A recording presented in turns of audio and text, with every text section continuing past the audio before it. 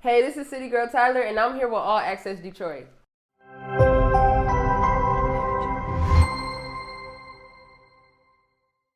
All Access Detroit, we'd like to welcome you to another interview here on our platform. If you're new to this channel, we'd encourage you to hit that like button, that subscribe button, as well as that notification bell so you can be notified whenever we drop new content, because we coming with nothing but hot interviews of some of the best people in the city of Detroit. And for this interview right here, I got a special one for y'all. I got a social media influencer and also a new up and coming rapper. This lady is a jack of all trades. She does a lot of things. Without further ado, ladies and gentlemen, the one, the only City Girl Tyler. How you doing today, Tyler? I'm good. How are you? I'm doing good. I'm doing good. Well, first of all, I want to thank you for taking the time out on your Easter Sunday to come in here and grace our platform. So I want to thank you for that, first of all. No problem. Okay, so for our audience that doesn't know who City Girl Tyler is, can you tell a little bit about yourself? So City Girl Tyler, that's basically a moniker that I've had since I was 13 years old. I don't really consider myself a social media influencer, but I am somebody that makes content that is funny. I also do motivational content. I'm an entrepreneur. And I just like to inspire people and make them laugh. Okay, that's what's up. That's what's up. So, where did you grow up at? You grew up in the city of Detroit. Can you Yes. talk about that a little bit in your school and neighborhood, that sort of thing? Okay, yes. So I grew up in Detroit on the west side. I went to middle school at Flagship Charter Academy, so that's on Schoolcraft. And then I went to high school at Cass Tech. I don't really know, I don't know where to say I'm from because I didn't really go outside, so I didn't really make a lot of friends. But if I had to pick somewhere, I would say the North End. I never personally lived on the North End, but I went to camp there, and that's where I know most of my friends, they live on the North End. So I would say the North End. Okay, and I noticed you said you didn't really consider yourself a social media influencer, but you have a large following. Now, let me just quote some of these numbers right here. You have over 60,000 followers on Instagram. You have over 70,000 subscribers on your YouTube page. And then you have over 500,000 followers on TikTok. How did you grow such a large following when that wasn't even your plan to be an influencer? How did it happen? I would say one, being myself, and two, being consistent. I feel like a lot of people know me for a lot of different things, but I just stay consistent. But it all started when I was probably in the ninth grade. When I was in the ninth grade, I just used to do videos and make funny content. I made funny content all of the time, and they just started going viral, 100,000 views, 200,000 views when I was 14 years old. Actually, the Instagram that I have now, that's my fifth Instagram. So I had 100,000 followers, I had 30,000, I had 80,000, and now I have the page that I have now. And then on YouTube, I started it when I started my Instagram. So it first grew from that. But then when I was in the 12th grade, I started trading in the foreign exchange market. So some of my content on YouTube was talking about Forex. So I got a lot of subscribers from that. And then on TikTok, it was just a mixture of everything. I first started posting on TikTok probably around 3 years ago when I got pregnant with my son. And then my platform really just grew from me just consistently making videos and making funny videos. Some videos were informational. And like I said, I stay consistent with that. I also, now on my TikTok, I do hairstylist reviews. So I go get my hair done. You know how people do food critic reviews? I go to different hairstylists that do my hair, and I pretty much rate them 1 to 10. So a lot of people follow me from that as well. Okay, and speaking of 1 to 10, I was on your TikTok platform, and I noticed that you were running a contest. I want to say it was for 10 young ladies to be able to get dialed up for prom. Can you kind of speak about that contest that you ran and what made you decide to do that sort of thing to kind of give back to your platform? Yes, so one, I know how hard it is to get all the expenses together for prom. Even a regular day of me just trying to get my hair done, my nails done, my makeup done, that could be like $1,000. So for prom, you know, you got to get your hair done, your makeup done, your lashes done, you got to get a dress, you got to get this, you got to get that. So I just wanted to be able to give back to, you know, and prom is such like a vital time. Like I'm overboard when it comes to anything, when it comes to like anything like prom. Like when I have my wedding, I know that's gonna be extra. So I just wanted to be a part of, you know, some beautiful young ladies' day and be somebody that they remember for the rest of their life that came and helped them. But basically, also it's helping me with my content as well because I go to different hairstylists and rate them from 1 to 10. So the ladies that win in the contest, they'll actually be rating whoever did their hair from 1 to 10 to tell people like, you know, who to go to. But the contest was simple. I put out my promo video. So pretty much all you had to do was repost the promo video, and then you had to comment under the video with your name, your age, and your city that you live in.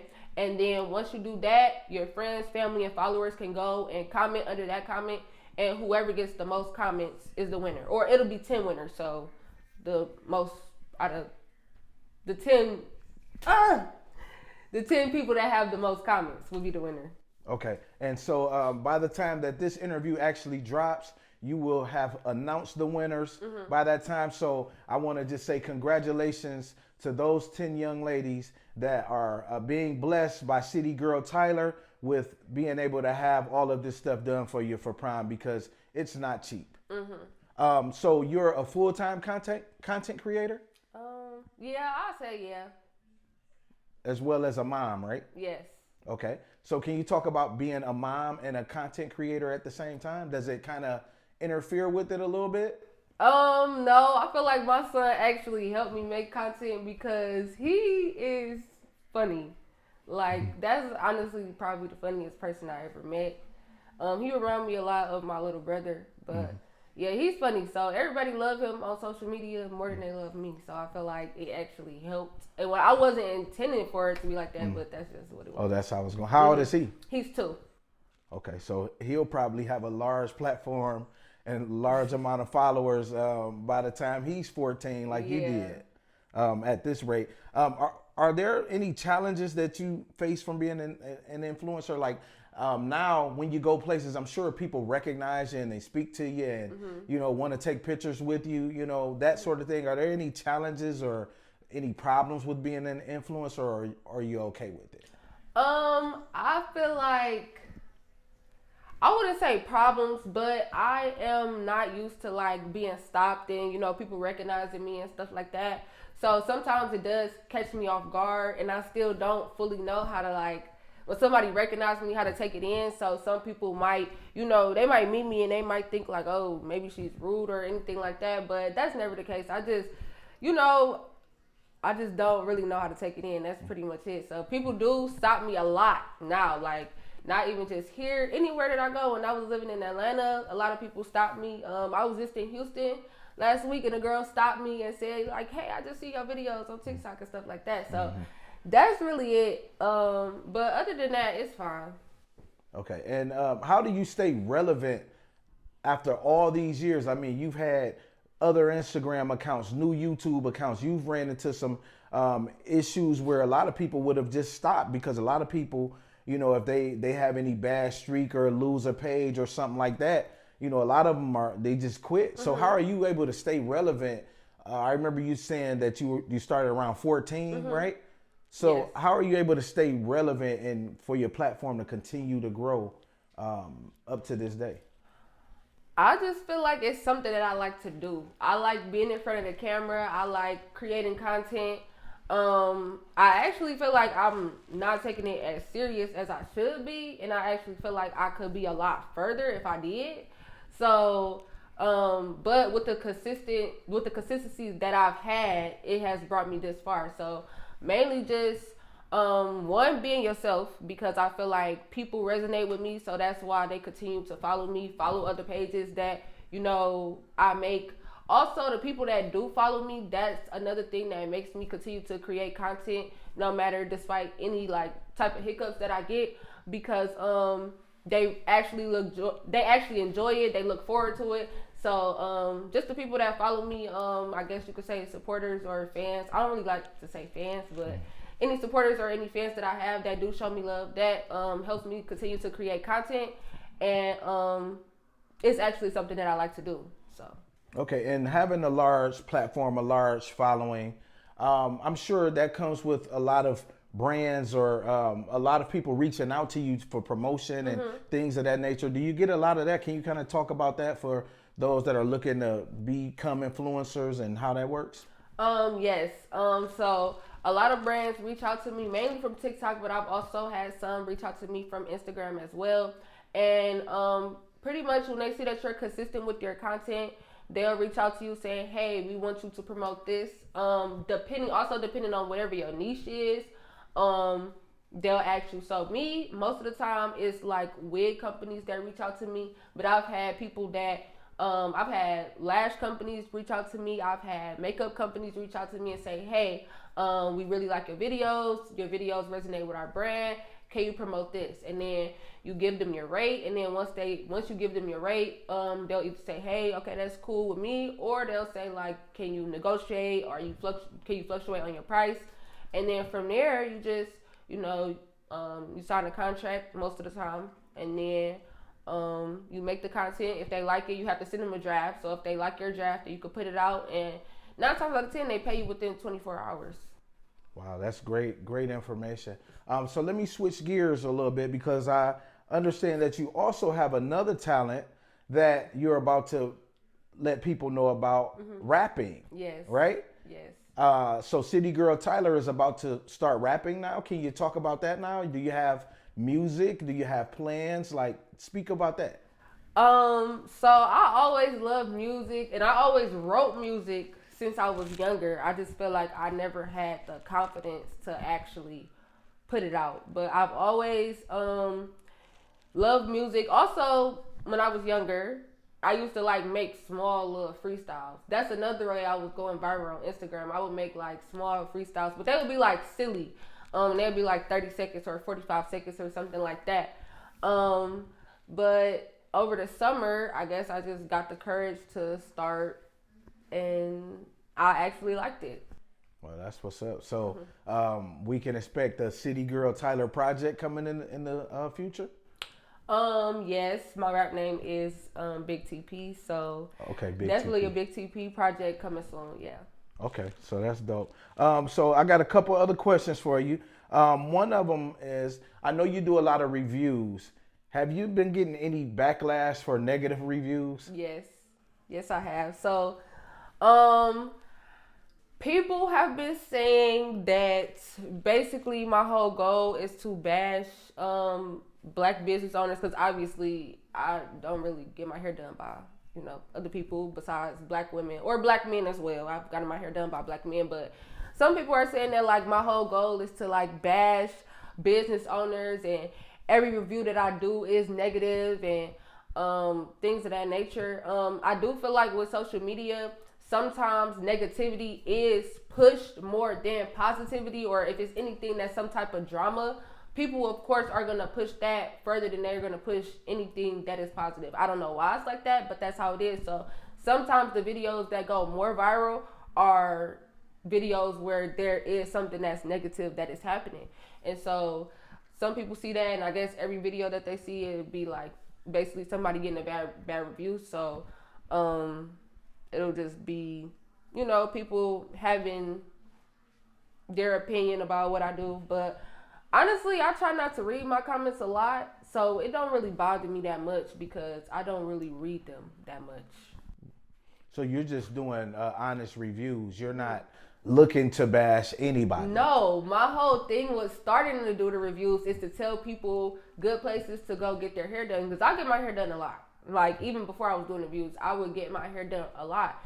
And so actually the reason that I got the idea to do it is because it was a lady on TikTok. She had got her hair done, or she was going to get her hair done, and then something had happened to where she only got it half done, and she left out the shop before she actually finished it. And everybody in the comments was like, you should be a Keith Lee of hair reviews and stuff like that, because y'all know Keith Lee, he's from Detroit as well, but he does like food reviews and he's really big with that. And so I'm reading the comments, I'm like, I get my hair done all the time anyway, I might as well do it before she do it. So that's how I pretty much started doing it. But yeah, it's just honest reviews. I'm not looking to bash anyone.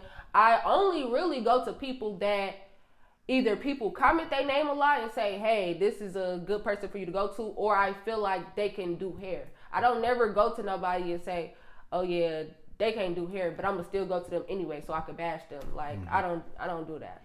And you answered that question before I asked, because that was one of my questions that I had was I heard people say something about you being the Keith Lee of hairstylists. Mm-hmm.